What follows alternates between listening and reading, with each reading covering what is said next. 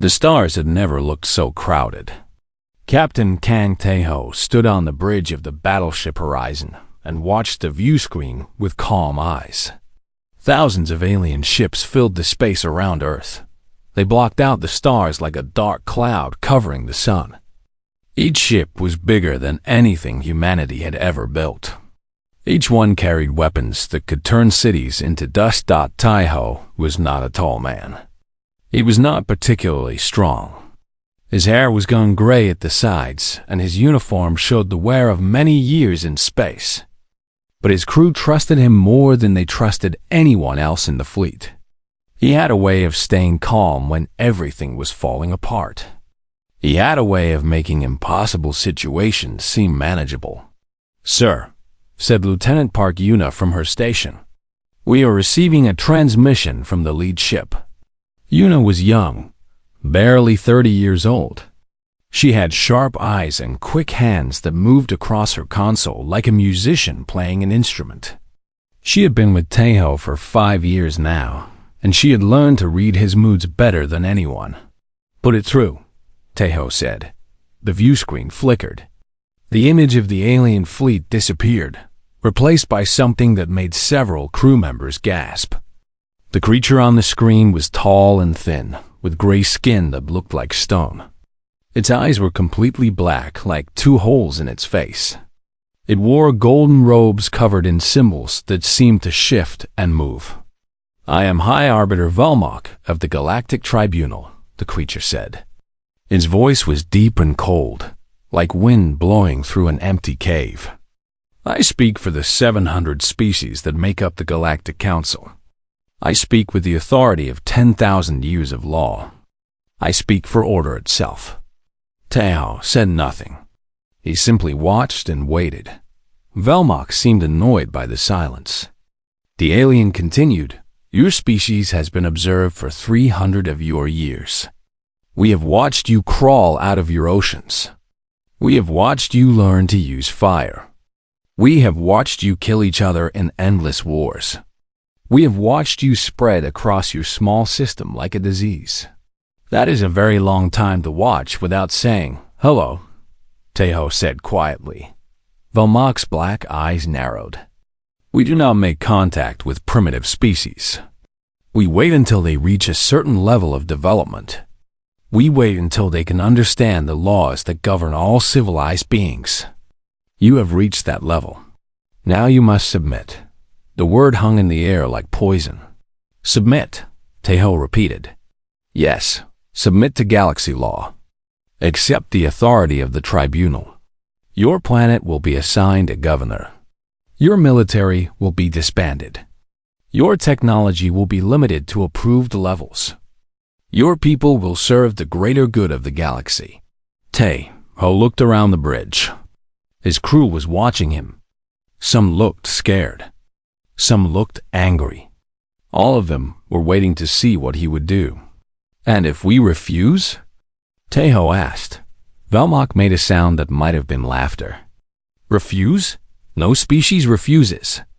The tribunal fleet numbers 5,000 ships. Each ship carries weapons that your primitive minds cannot comprehend. We have conquered 800 worlds. We have crushed rebellions that lasted centuries. Your entire planet could be destroyed in the time it takes me to finish this sentence." "I see," Tae-ho said. "You have 1 hour to surrender your leaders and accept our terms. If you do not, we will begin with your largest cities. We will burn them one by one until you learn obedience. This is not a negotiation. This is not a discussion. This is simply how things will be." Velmok stared at Tae-ho, waiting for the fear to show on the human's face. Waiting for the panic that always came when primitive species understood their situation. But Tae-ho did not look afraid. He did not look panicked. Instead, a small smile appeared on his face. It was not a happy smile. It was the smile of someone who knew something that no one else knew. "High Arbiter Velmok," Tae-ho said slowly, "I want you to remember this moment. I want you to remember exactly what I am about to say to you. Because someday, When you are old and looking back on your life, you will realize that this was the moment when everything changed. Velmok's stone face showed confusion. This was not how primitives were supposed to react. Tejo leaned forward slightly. You come to our world with your fleet and your laws and your threats. You tell us to kneel. You tell us to serve. You expect us to be afraid. He paused, and his smile grew wider. That is cute. The bridge was completely silent. Yuna stared at her captain with wide eyes. The other crew members looked at each other in shock. No one spoke to the tribunal that way. No one. Velmok's face twisted with rage. You dare mock the tribunal? You dare insult the authority of 700 species? I dare, Tejo said calmly. Because you made a mistake, High Arbiter. A very serious mistake. You watched us for 300 years, but you did not understand what you were watching. We understood everything. We saw your wars. We saw your weakness. We saw how easily you kill each other. Yes, we kill each other. That is true. Tejo's voice became harder. We have been killing each other since we first learned to pick up rocks. We fought with sticks and stones. We fought with swords and arrows. We fought with guns and bombs. We fought with things that could destroy entire cities in a single flash of light. He stepped closer to the view screen. We survived all of it. We survived plagues that killed half our population. We survived ice ages that covered our world in cold. We survived disasters that should have ended us 1,000 times over. And every time we were knocked down, we got back up. Every time we faced destruction, we found a way to survive. Velmok's rage was turning into something else. Something that looked almost like uncertainty. You think your fleet is impressive? Tejo continued. You think 5,000 ships will make us afraid? We have faced worse. We have faced ourselves. And we are still here.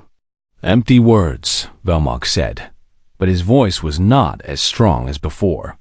You have nothing that can stand against us. Your technology is centuries behind ours. Tejo laughed. It was a genuine laugh, full of real amusement. You think so? Tell me, High Arbiter, and all you're watching, did you ever wonder why we spread across our system so quickly? Did you ever wonder why we built colonies on dead worlds that should have been impossible to live on? Did you ever wonder what we were building while you watched?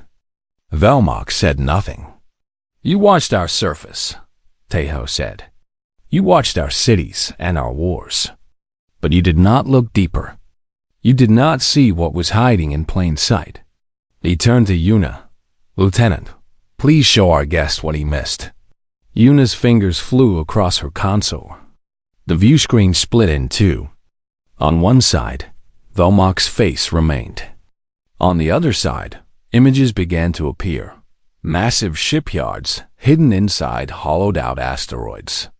Weapons platforms floating in the darkness between planets. Fleets of human ships that had been built in secret, hidden from any watching eyes.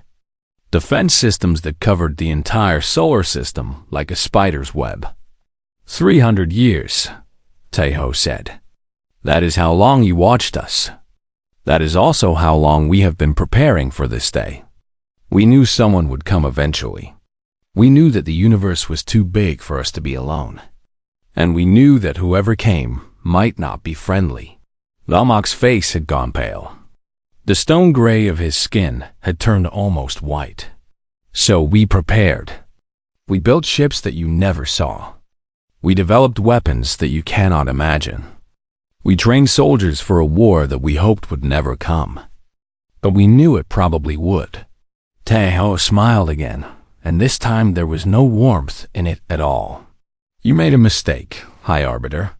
You assumed that because we fight each other, we are weak. But that is not weakness. That is practice. We have been training for war since the beginning of our species. We are very, very good at it. You are bluffing, Velmok said, but his voice shook slightly. Am I? Then call my bluff. Attack us. See what happens. The silence stretched out between them. Taeho waited, his eyes never leaving Velmok's face.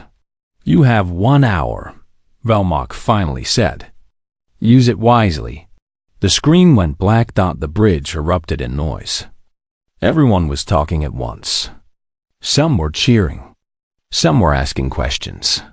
Some were simply staring in shock.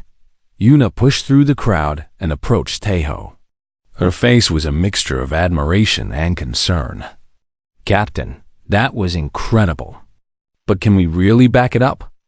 Is everything you showed him real? Taeho looked at her for a long moment. Then he nodded slowly. Everything I showed him is real. Everything I said is true.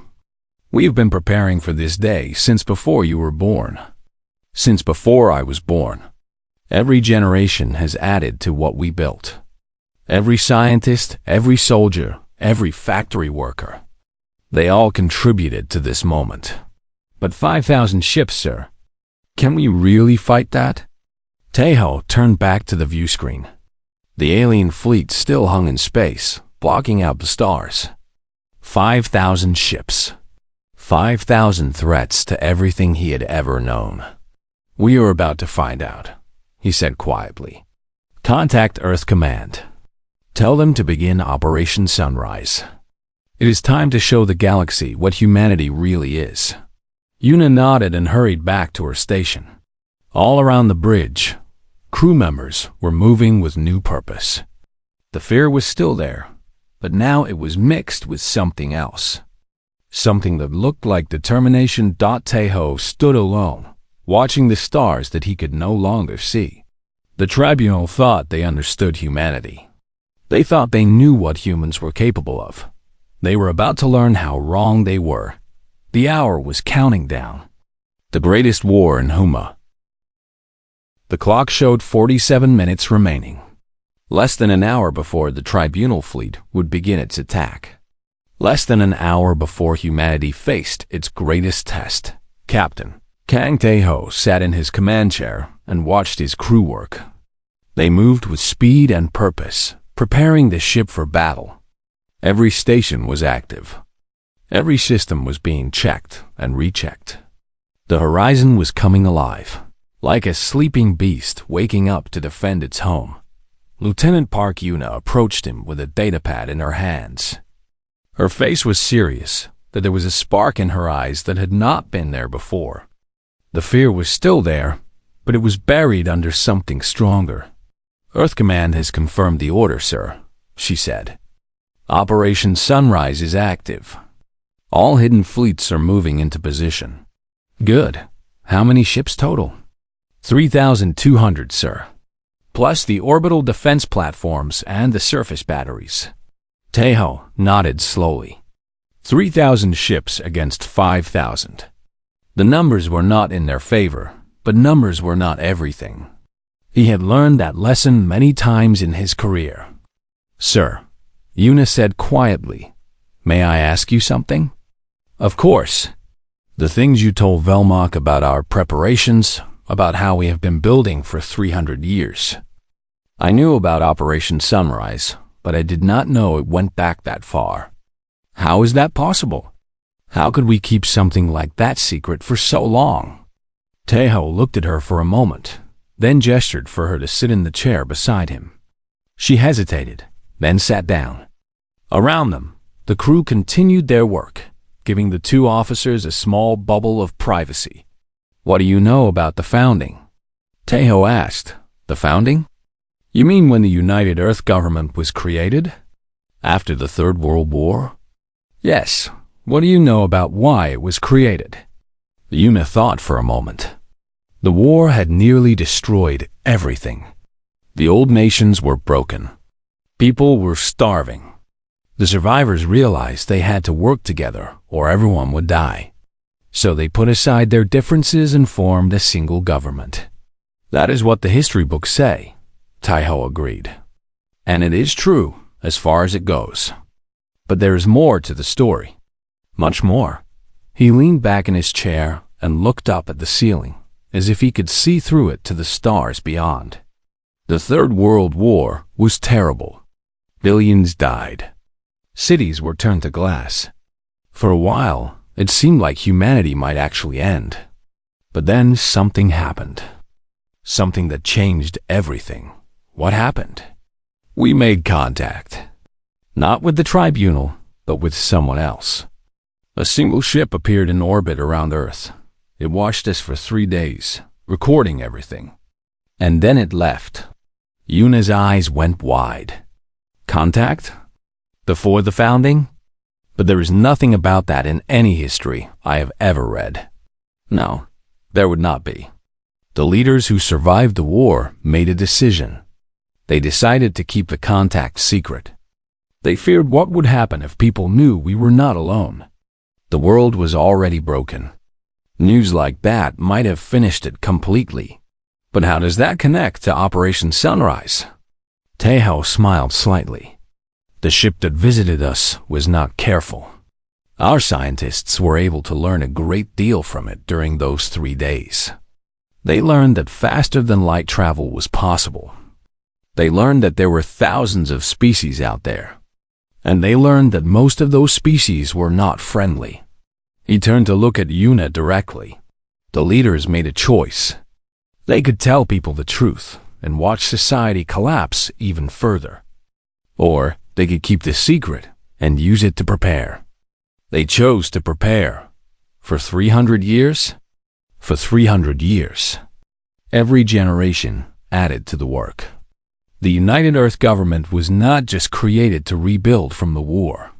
It was created to unite humanity against a threat that might come at any time. Every policy, every law, every advancement in technology was guided by that single purpose. Yuna sat in silence for a long moment, trying to process what she was hearing. Her entire understanding of history was being rewritten in front of her. The hidden fleets, she said slowly. The weapons platforms. The defense systems. They were all part of this plan? All of it. For 300 years, humanity has been building in secret.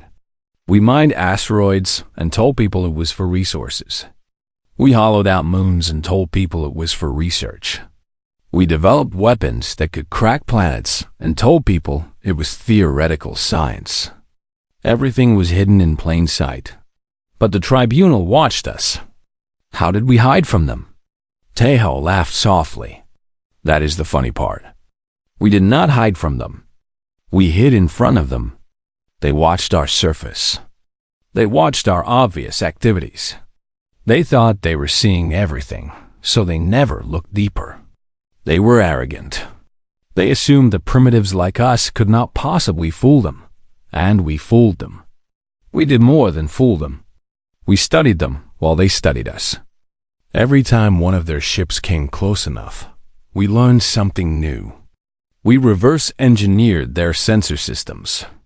We found the gaps in their coverage. We exploited every weakness they did not know they had. Yuna shook her head in amazement. This is incredible. 300 years of preparation. Generations of people working toward a goal they might never see. That is who we are, Tejo said. That is what the tribunal does not understand. They look at our wars and see weakness. But our wars taught us something valuable. They taught us how to sacrifice. They taught us how to fight for something bigger than ourselves. They taught us how to plan for futures we will never live to see. He stood up and walked toward the view screen. The alien fleet was still there, still waiting. 42 minutes remained. The soldiers who died in our wars did not die for nothing. He continued. They died so that we would learn, so that we would become stronger, so that when the real enemy finally came, we would be ready. Yuna stood up and joined him at the view screen. The real enemy? You mean the tribunal? I mean anyone who would try to take our freedom. Anyone who would tell us to kneel. Anyone who thinks they have the right to rule us just because they are stronger. He pointed at the alien ships. They have conquered 800 worlds. 800 species that surrendered rather than fight. 800 species that lost their freedom because they were afraid. But humanity is not like those species. We have never surrendered to anyone, not even to ourselves. A young officer approached them. His name was Sergeant Choi De-young, and he was in charge of the ship's weapons systems. He was barely 25 years old, but he had the steady hands and calm eyes of a veteran. "Captain, weapons are charged and ready. All crews are at battle stations." "Good. How are the men?" De-young hesitated for a moment. "They are scared, sir, but they are ready. I told them what you said to the alien. It spread through the ship like fire. Everyone knows now. Everyone is proud." Taeho put a hand on the young man's shoulder. "Tell them something for me. Tell them that today is not about winning or losing. Today is about showing the galaxy who we are. Whatever happens, we will not kneel. We will not surrender. We will fight until we cannot fight anymore. And even then, we will spit in their eyes and curse their names." De-young smiled, a fierce expression that made him look much older than his years. "Yes, sir. I will tell them." He hurried away to spread the message. Taeho watched him go, feeling a mixture of pride and sadness.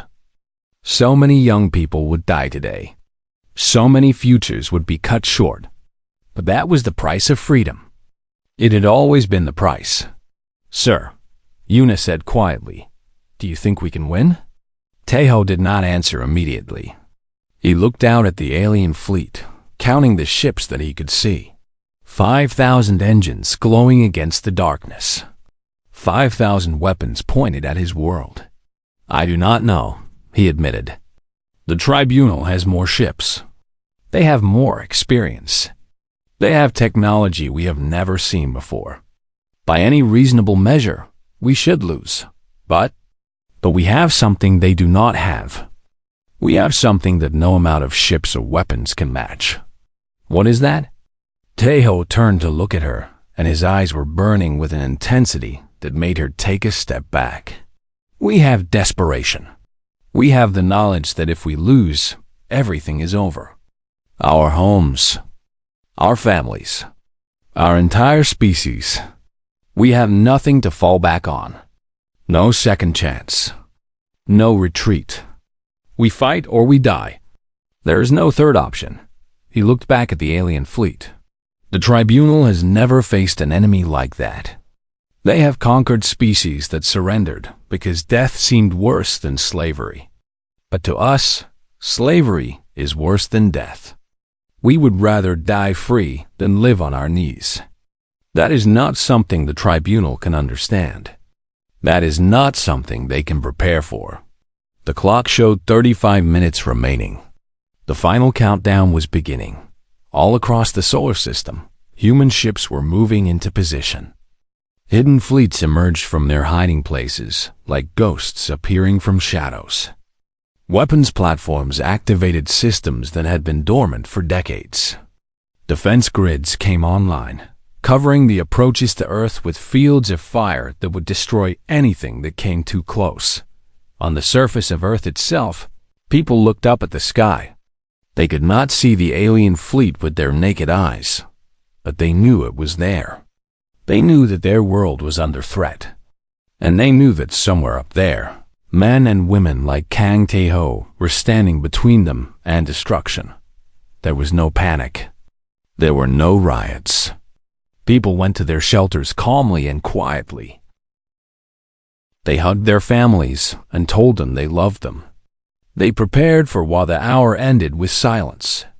High Arbiter Velmok stood on the bridge of his flagship, the Divine Authority, and watched the countdown reach 0. He had expected surrender.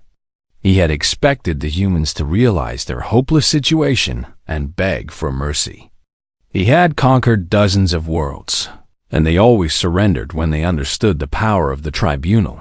But no surrender came. No message. No plea for more time. Just silence. "They are fools," Velmok said to his officers. "Begin the attack. Target their largest city first. Let them watch it burn. Then they will understand. His fleet began to move. 5,000 ships advancing toward the small blue planet that hung in space like a jewel. The Divine Authority led the charge, its massive weapon systems powering up with a hum that could be felt throughout the ship. On the horizon, Captain Kang Tae-ho watched the enemy fleet begin its approach. His face showed no fear. His hands did not shake. He simply observed, waiting for the right moment. "They are advancing, sir," Lieutenant Park Yuna reported. "Lead elements will be in range of Earth in 7 minutes. And our hidden fleet?" "In position, waiting for your order." Tae-ho nodded slowly. The enemy was committing to their attack. They were spreading out to maximize their coverage of Earth. They were doing exactly what he had hoped they would do. "Signal all ships," he said quietly. "Execute Operation Sunrise." Phase 1. The order went out across the solar system. And the universe changed. From the asteroid belt, ships emerged. Hundreds of them, appearing from hidden bases carved into the rocks. They had been waiting there for decades, their crews cycling through in secret, always ready for this moment. Their engines flared to life, and they began their approach. From the dark side of the moon, more ships launched. The lunar surface cracked open in a dozen places, revealing launch bays that had been hidden for centuries. Missiles streaked into space, aimed at the flanks of the Tribunal fleet. From Mars, from Jupiter's moons, from the outer reaches of the solar system, humanity's secret armada revealed itself. 3,200 ships, all moving with a single purpose, all converging on the enemy that threatened their home. Velmok received the reports with growing disbelief. Ships appearing from nowhere. Weapon systems activating in places that his sensors had shown to be empty. The humans had been hiding in plain sight, and he had never suspected. How is this possible? He demanded. "Our surveillance showed nothing." "They fooled us, High Arbiter," one of his officers said. "They made us see what they wanted us to see. Impossible. No primitive species could deceive Tribunal sensors." But the evidence was right there on his screens. The human fleet was real. The weapons were real. And they were closing fast. "Adjust our formation," Velmok ordered. "Prepare to engage on multiple fronts. We still outnumber them. We will crush them with sheer force." The Tribunal fleet began to reorganize. Ships that had been spreading out now pulled back together.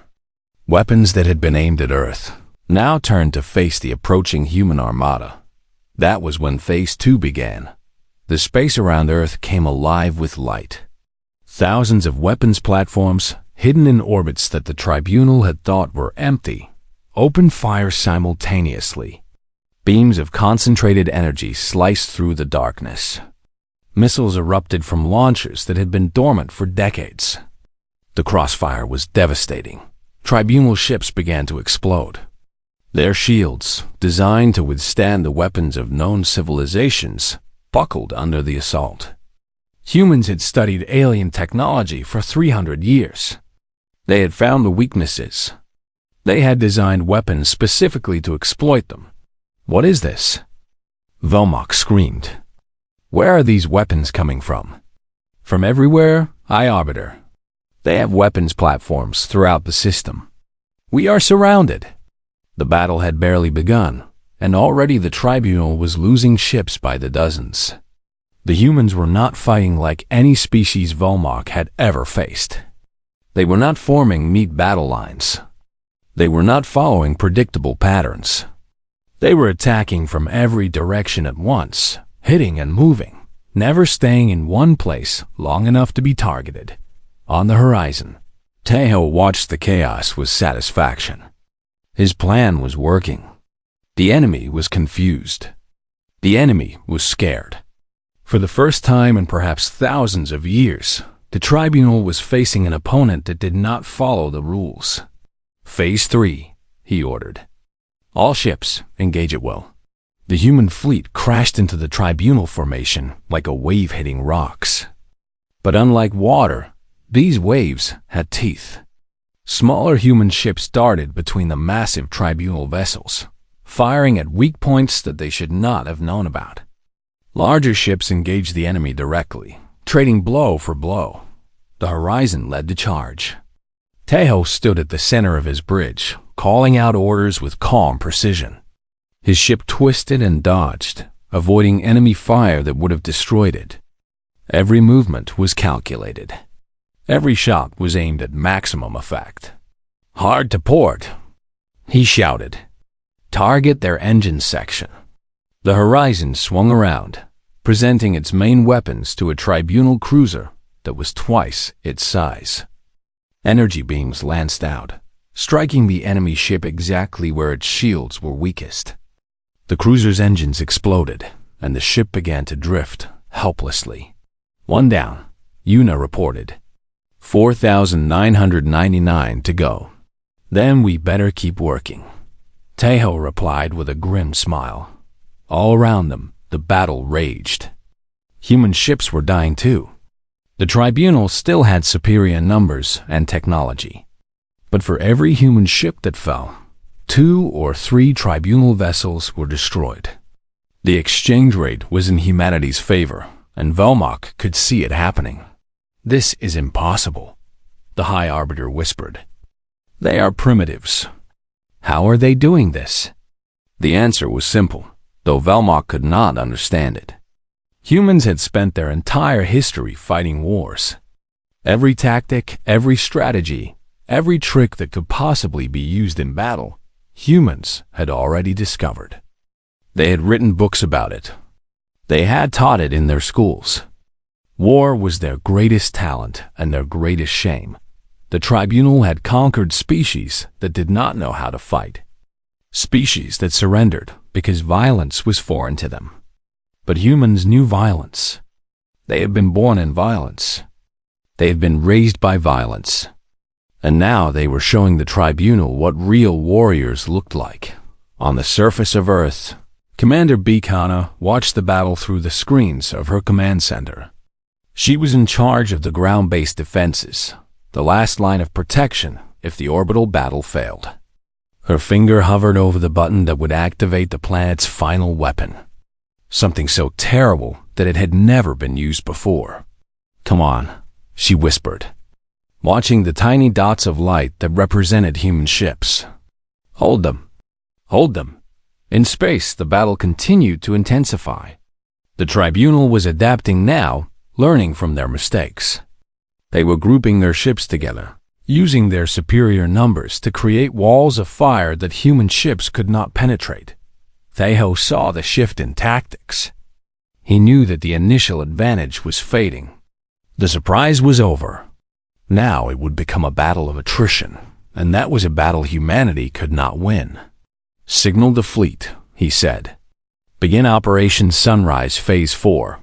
The human ships suddenly changed their behavior. Instead of attacking directly, they began to fall back. They grouped together in formations that looked almost defensive. Velmok saw the movement and smiled for the first time since the battle began. They are retreating. They realize they cannot win. All ships pursue and destroy. The tribunal fleet surged forward, chasing the apparently fleeing humans.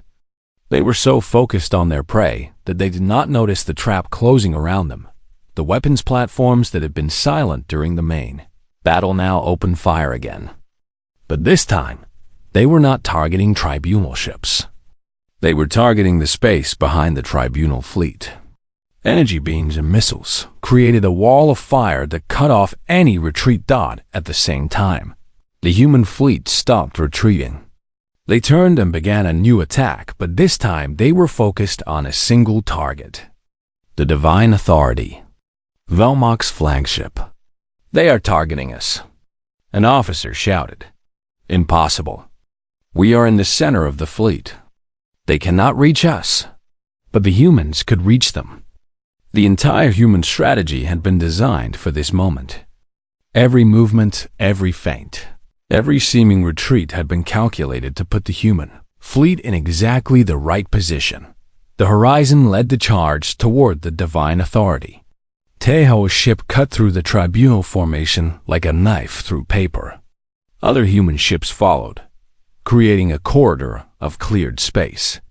"All weapons on the flagship," Teho ordered. "Hit them with everything we have." The Horizon's entire arsenal opened fire on the Divine Authority. Energy beams struck the massive ship's shields. Missiles exploded against its hull. The flagship shuddered under the assault. Velmok watched in disbelief as his ship began to take damage. No enemy had ever gotten close enough to threaten the Divine Authority. No species had ever been bold enough to try. But these humans, these primitives, were attacking his personal ship without hesitation. "All nearby ships, protect the flagship." Velmok screamed. "Destroy that human vessel." Tribunal ships converged on the horizon from every direction. Teho knew his ship could not survive. He knew that this attack would cost him everything. But the Divine Authority was burning. Flames that should not exist in space poured from the holes in its hull, fed by escaping atmosphere. Emergency systems fought to contain the damage, but High Arbiter Velmok knew his flagship would never be the same dot around the crippled ship. The battle continued. But something had changed. The Tribunal fleet was no longer advancing. Ships that had been charging toward Earth were now pulling back, forming defensive positions around the damaged flagship. The momentum had shifted. On the horizon, Captain Teho slumped in his command chair. His ship was dying too. Fires burned on 3 decks. Half the weapon systems were destroyed. The shields were gone, and only the skill of his helmsman had kept them alive this long. "Damage report," he said, his voice hoarse from shouting orders. Lieutenant Park Yuna checked her console with hands that were shaking from exhaustion. "We have lost 60% of our weapons capability. Engines are at 40%. Life support is holding, but barely. We have casualties on every deck. Can we still fight?" Yuna looked at him with eyes that were red from smoke and tears. "We can still fight, sir, but not for much longer." Teho nodded. He had known this moment would come. The question was whether they had done enough damage to matter. "Signal the fleet. What is our status?" The answer came back through broken communications. Of the 3,200 human ships that had started the battle, only 1,800 remained operational. But the Tribunal had lost nearly 2,000 ships, including 3 of their command vessels. The exchange rate had been brutally effective. More importantly, the attack on the Divine Authority had shaken the enemy. Velmok's flagship was supposed to be untouchable. Its damage sent a message that echoed throughout the Tribunal fleet. "These humans can hurt us." In the command center of the Divine Authority, Velmok was having the same realization. He stood in the middle of his ruined bridge, surrounded by the bodies of officers who had not survived the attack. His golden robes were torn and stained with blood that was not his own. "High Arbiter," one of his surviving officers said, "We've received a communication from Fleet Commander Torax. He requests permission to withdraw and regroup." "Withdraw?" Velmok's voice was filled with rage. "We do not withdraw. We are the Tribunal. We do not run from primitives. High Arbiter, we have lost 2,000 ships. Our flagship is crippled. The enemy still has significant forces. If we continue this battle, we may lose even more." Velmok wanted to argue. He wanted to order another attack, to crush these humans once and for all. But he was not stupid. He could see the numbers. He could see that this battle was not going the way it was supposed to go. "Send a message to the Galactic Council," he finally said. "Request reinforcements. Tell them that the Earth situation is more complicated than expected. High Arbiter, the nearest reinforcement fleet is 3 weeks away. Then we will wait. Pull back our remaining ships to a safe distance. We will blockade this system and wait for help." The order went out, and the Tribunal fleet began to retreat. Not a full withdrawal, but a strategic repositioning. They pulled back to the outer edges of the solar system, forming a ring of ships that would prevent any human vessel from leaving. On Earth, Commander Beak Hannah watched the enemy withdrawal with disbelief. She had been prepared to activate the final weapon. She had been prepared to sacrifice everything to stop the invasion. But now, somehow, the enemy was retreating. "Get me a line to Captain Kang," she ordered Dodd. It took several minutes to establish communication through the damaged systems. But finally, Taeho's face appeared on her screen. He looked exhausted, with burn marks on his uniform and blood dripping from a cut on his forehead. "Commander Beak," he said, "I see you are still standing." "As are you, Captain. Though you look terrible. I feel worse." "What is the situation on Earth?" "The ground defenses were not needed. Your fleet stopped them before they got close enough to threaten the planet. Casualties on the surface are minimal." Taeho closed his eyes for a moment, relief washing over his face. "Good. That is good. Captain, the enemy is not leaving. They are forming a blockade around the system. I saw. They are waiting for reinforcements. We hurt them badly, but not badly enough. When their reinforcements arrive, they will attack again. How long do we have? 3 weeks, maybe less. Their faster ships might arrive sooner." Hannah's face hardened with determination. "Then we use that time. We repair our ships. We build new ones. We prepare for the next battle. We will try. But Commander, we lost nearly half our fleet today.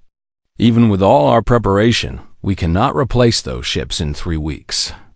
When the reinforcements arrive, we will be outnumbered even worse than before. Then, what do we do?" Taeho was silent for a moment. Then a strange smile crossed his face. "We do what humans have always done when faced with impossible odds.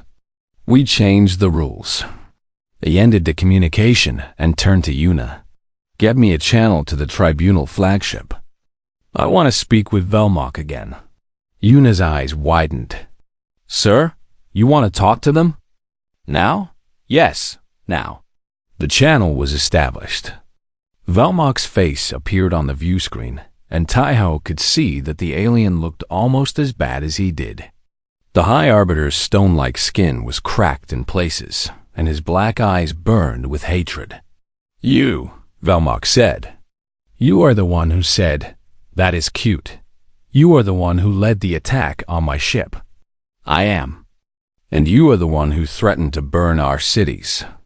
I think we are even." "Even? You have won nothing, human.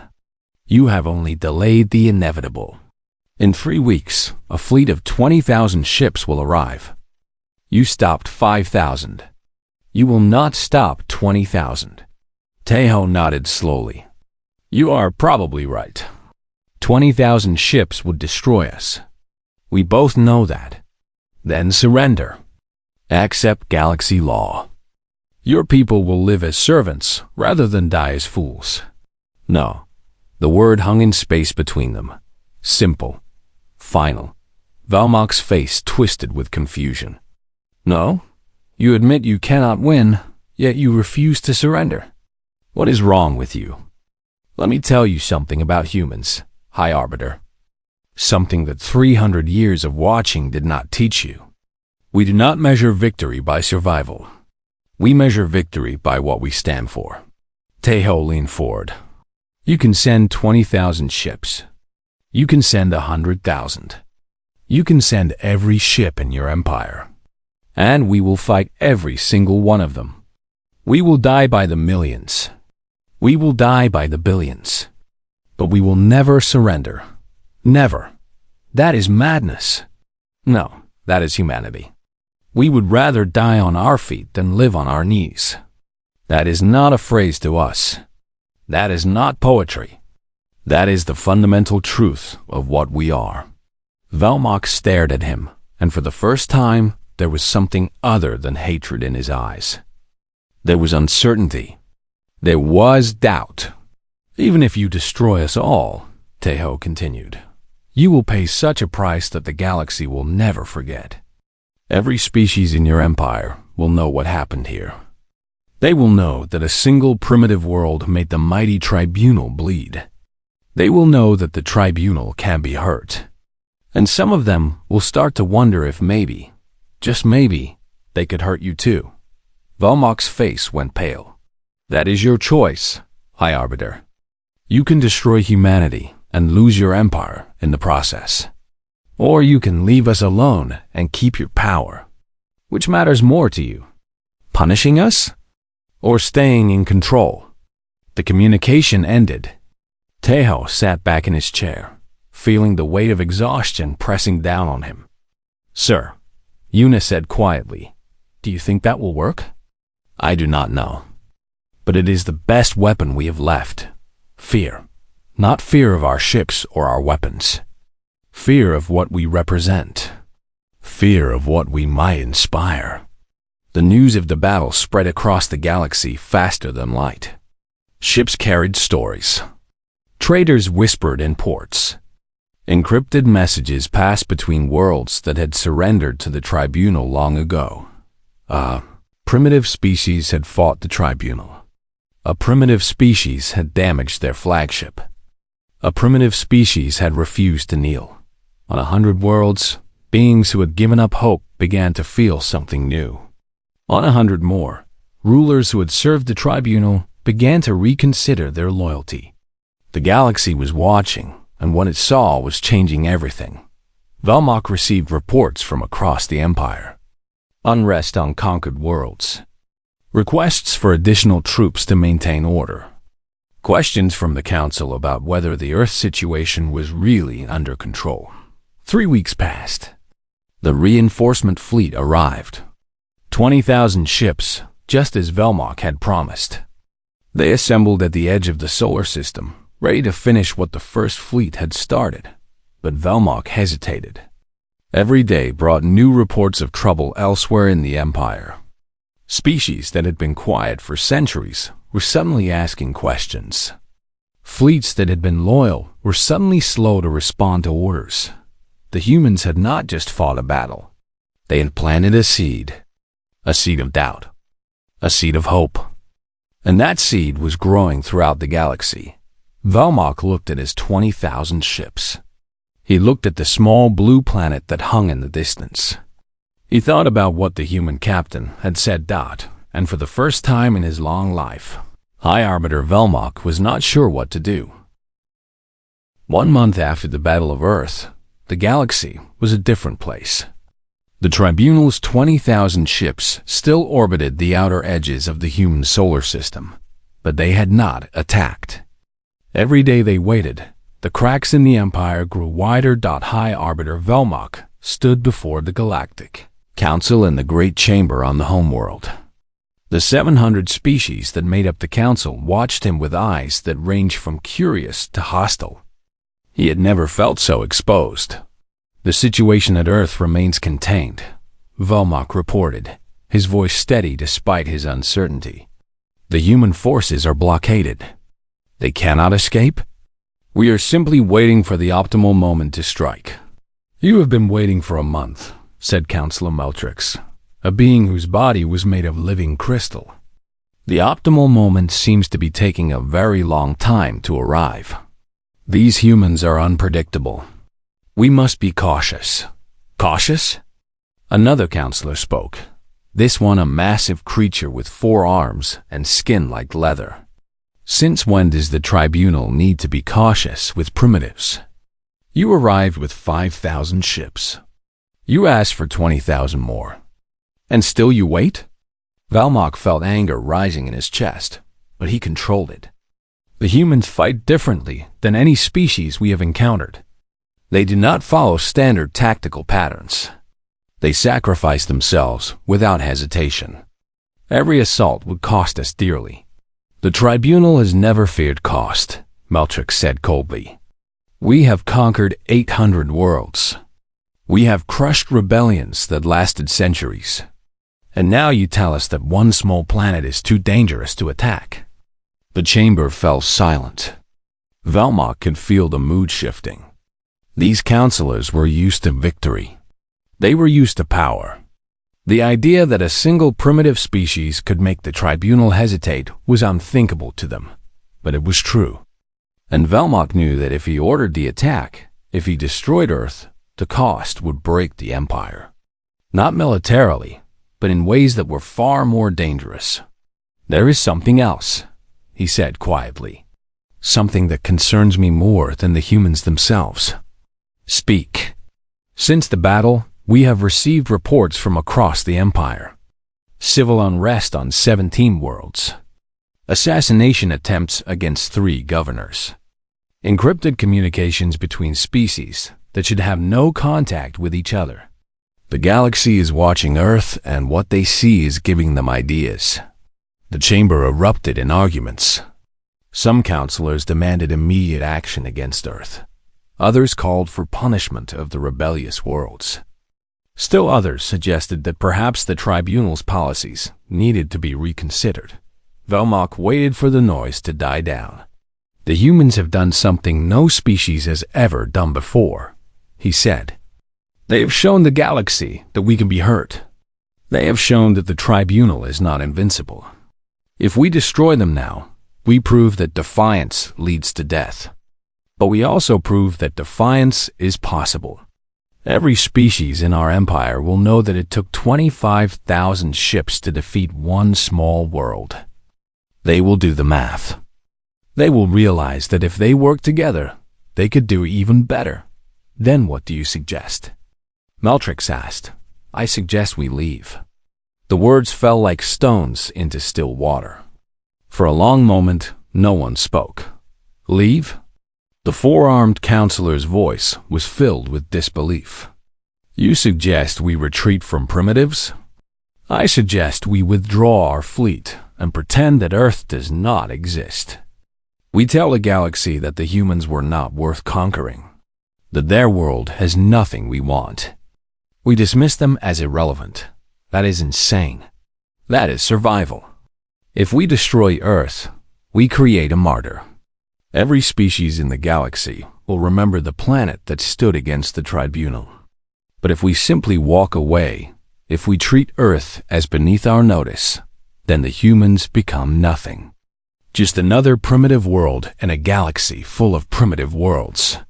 Velmok looked around the chamber, meeting the eyes of each counselor in turn. "The humans understand something that we have forgotten. Power is not just about ships and weapons. Power is about perception. They know they cannot defeat us in battle, so they fought a different war. They fought for the hearts and minds of every conquered species in our empire. And they are winning." The debate continued for hours.